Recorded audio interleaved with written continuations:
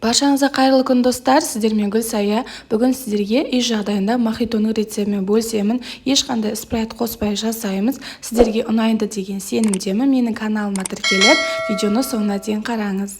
Ең алдымен бізге бір лимон, бір лайм және де жалбыз жапырақтары қажет. Осылай жапырақтарын бөліп аламыз. Және де мұз кесектері керек. Алдын ала осылай қатырып қоямыз. Ең соңында бізге газды сусын қажет болады. Ең алдымен лимонымыз бен лаймымызды дәл ортасынан бөліп алатын боламыз.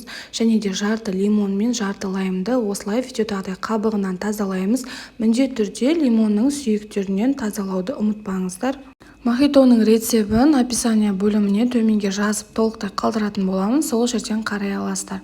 Барлығын жақсылап тазалап алғаннан кейін осындай ұсақ бөліктерге бөлетін боламыз.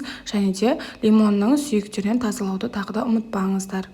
Бөліктерге бөліп болғаннан кейін осы қазір біз блендерге салып жақсылап езетін боламыз. Құрметті менің көрерменім, маған әлі тіркелмеген болсаңыз, менің каналыма тіркеліп қоңырауша белгісін басып қойыңыз.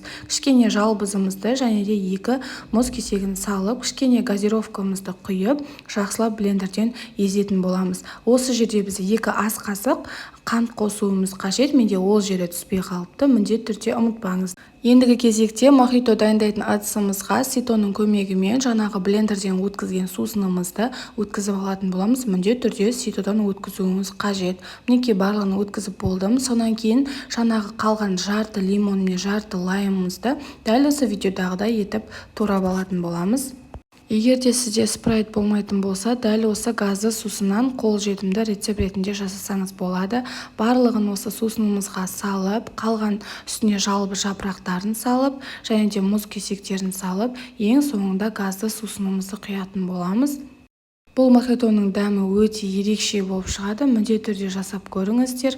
Сіздерге ұнайтынына сенімдімін. Егер де менің видеом ұнаса, менің каналыма тіркеліп, өз пікіріңізді қалдырып кетуіңізді сұраймын. Алдағы уақытта неше түрлі рецепттермен бөлісетін боламын.